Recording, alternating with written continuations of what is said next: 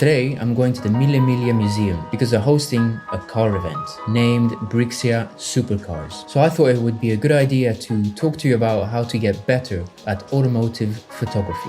Ciao, my name's Ben and I'm one of 2 creators of Chapter 6. First of all, this place was full of people, which can make things a little bit more difficult.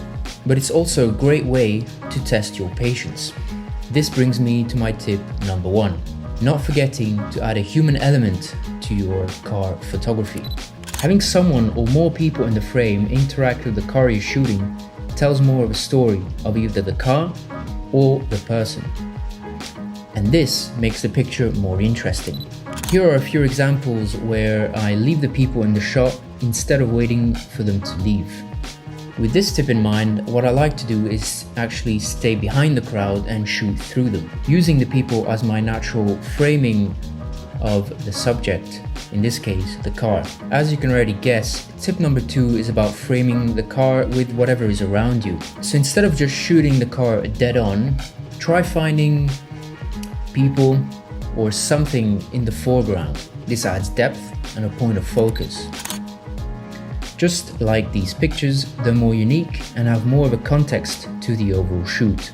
Moving on to number 3, remembering to look at details. What I mean by that is to find interesting details of the car and taking close-up photos. What I like to do is almost filling the image with the car or part of the car and having detail as my point of focus. A classic for this is the steering wheel, framing it through the door or windows to have depth, or shooting the rims, which are an important factor in car photography.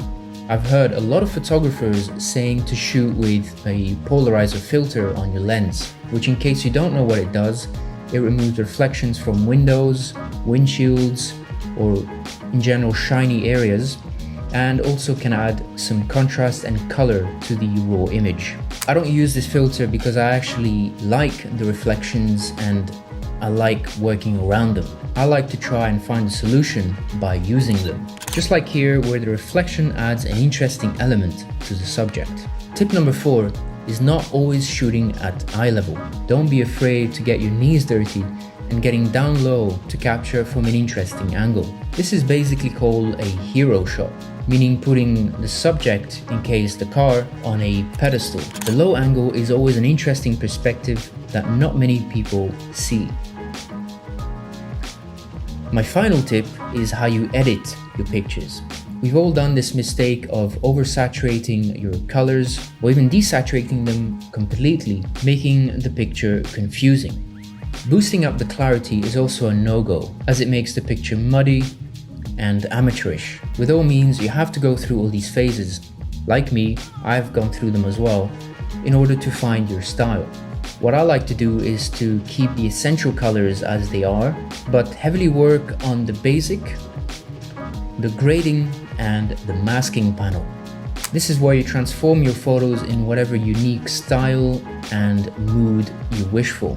Of course, all of this takes time, trial and error, and a lot of patience. But obviously, the more you take photos, the better you become. If you've reached the end of the video, leave us a comment on what you think, like, and subscribe if you haven't already. You can also follow us on our socials linked below. Thank you for watching, and see you next week.